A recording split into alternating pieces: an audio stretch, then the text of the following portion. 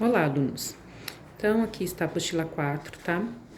Ela começa com o texto que é uma notícia.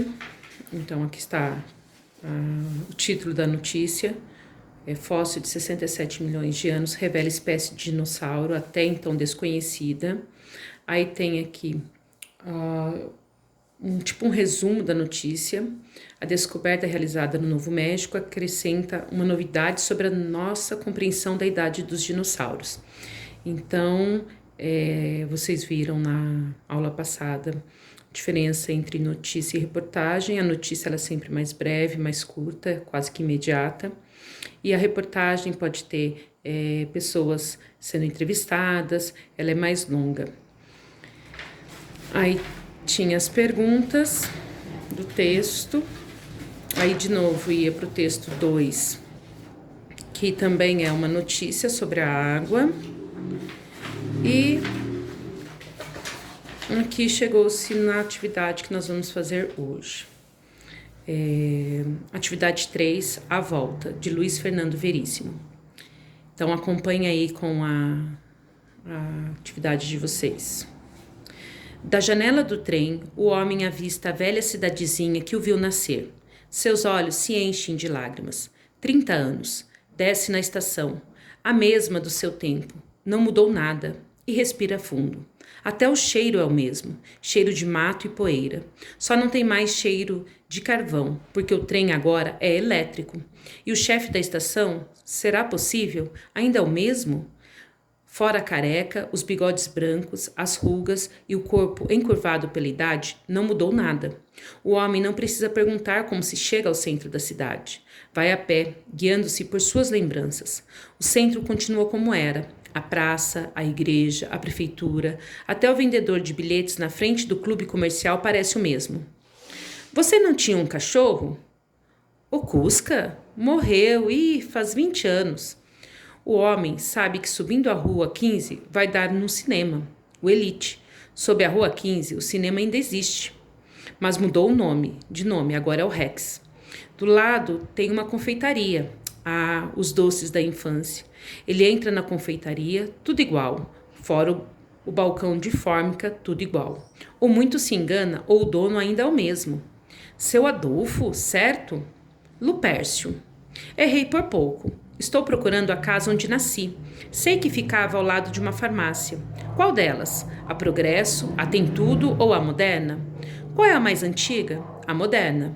Então é essa. Fica na Rua Voluntários da Pátria. Claro, a velha Voluntários. Sua casa está lá intacta. Ele sente vontade de chorar. A cor era outra. Tinham mudado a porta e provavelmente emparedado uma das janelas, mas não havia dúvida, era a casa da sua infância. Bateu na porta. A mulher que abriu lhe parecia vagamente familiar. Seria? Titia! Puluca. Bem, meu nome é... Todos chamavam você de Puluca. Entre. Ela lhe serviu licor, perguntou por parentes que ele não conhecia, ele perguntou por parentes de que ela não se lembrava. Conversaram até escurecer. Então ele se levantou e disse que precisava ir embora. Não podia, infelizmente, demorar-se em Riachinho. Só viera matar a saudade. A tia parecia intrigada. Riachinho, Puluca? Por quê? Você vai para Riachinho? Ele não entendeu. Eu estou em Riachinho. Não, não. Riachinho é a próxima parada do trem. Você está em Coronel Assis. Então eu desci na estação errada? Durante alguns minutos, os dois ficaram se olhando em silêncio. Finalmente a velha pergunta: Como é mesmo seu nome? Mas ele estava na rua, atordoado. E agora? Não sabia como voltar para a estação, naquela cidade estranha. Veríssimo, Luiz Fernando, A Mulher do Silva, Porto Alegre, LEPM 2015. Então, aqui vocês já responderam qual o título do texto, quem é o autor do texto, onde o homem estava tentando chegar, e para marcar as falas das personagens, o autor utiliza, né? Exclamação, travessão, interrogação, ponto final. O que se tem para falar desse texto? Esse texto é uma crônica. A crônica é um texto curto, tá?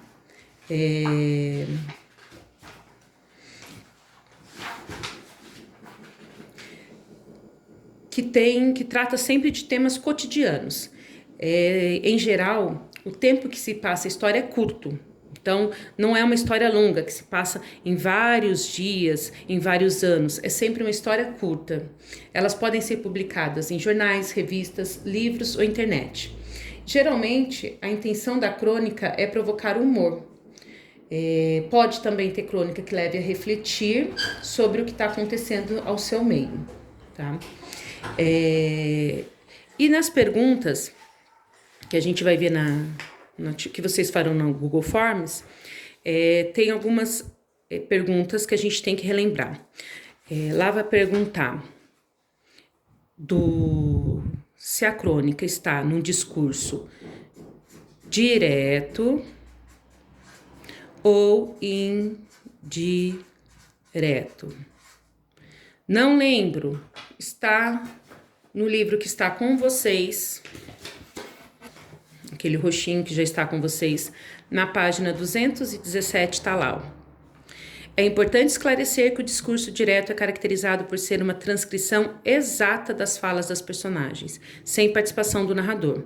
Já o discurso indireto é caracterizado por ser uma intervenção do narrador no discurso, ao utilizar as suas próprias palavras para reproduzir as falas das personagens.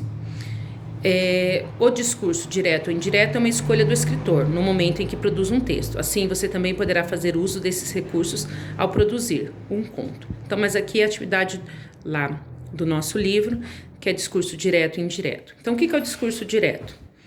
Então, por exemplo, eu pergunto a vocês, a uma aluna lá, João, você está gostando da aula? E ele responde, sim, estou gostando. Essa frase é um discurso direto. É o próprio João que falou. Agora, se fosse um discurso indireto, o narrador falaria assim: quando a professora perguntou a João se ele estava gostando da aula, ele disse que estava gostando muito. Então, não tem a fala direta do personagem. Então, discurso direto, a fala do personagem aparece. Discurso indireto é o narrador que conta aquilo que a pessoa falou, tá? São duas perguntas que vão aparecer lá. Vão aparecer também se o texto está em primeira ou terceira pessoa.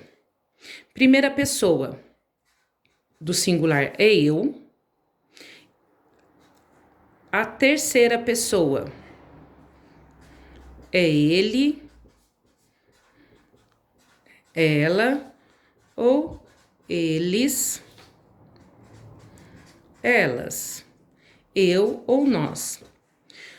O narrador ele pode estar contando tudo sobre ele, então vai usar, por exemplo, eu estava andando e tropecei numa pedra e caí. Então, esse discurso, essa narrativa está em primeira pessoa, está falando eu. Agora pode o narrador. Um dia, a professora estava andando na rua, ela não viu a pedra e caiu. Então, o narrador está narrando em terceira pessoa, está falando ele, ela, eles. Então, você vai ter que olhar como está a narrativa aí, se está em primeira ou terceira pessoa. Também eu fiz a pergunta se a linguagem é formal ou informal. Em geral, está até aqui no nosso livro. Em geral, a crônica é escrita em linguagem informal, com termos e expressões típicas da língua falada. O que é uma linguagem informal? É quando eu entendo. Eu não precisei, igual eu li o texto ali, eu não precisei em nenhum momento ir no meu celular ou pegar o dicionário e procurar uma palavra que eu não conhecia. A crônica ela é feita geralmente na linguagem informal, que todos nós falamos e que a gente entende claramente, que não precisamos procurar por palavras, Então, tem textos que nós lemos, igual poesias ou contos que nós lemos, que tem muitas palavras difíceis, palavras muito formais. Então, informal é quando tem as expressões que a gente entende. Então, ali, por exemplo, eu li o texto inteiro para vocês e deu para a gente entender todas as palavras. Então, só relembrando, vai perguntar se o texto está em linguagem formal ou informal, se a crônica é narrada em primeira ou terceira pessoa e se o discurso é direto ou indireto.